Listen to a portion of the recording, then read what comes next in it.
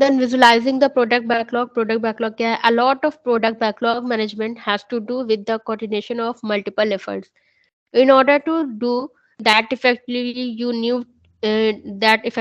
you need to see all the moving parts involved in a build.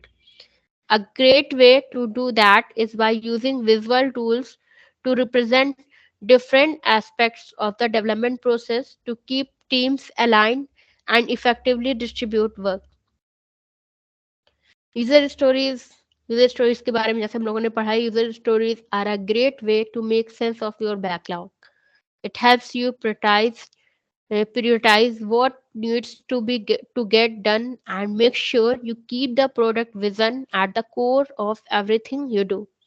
This simple collaborative exercise helps you define where your users are with respect to your product, helps identify gaps, and prioritize those features that will have the largest impact to the most number of people.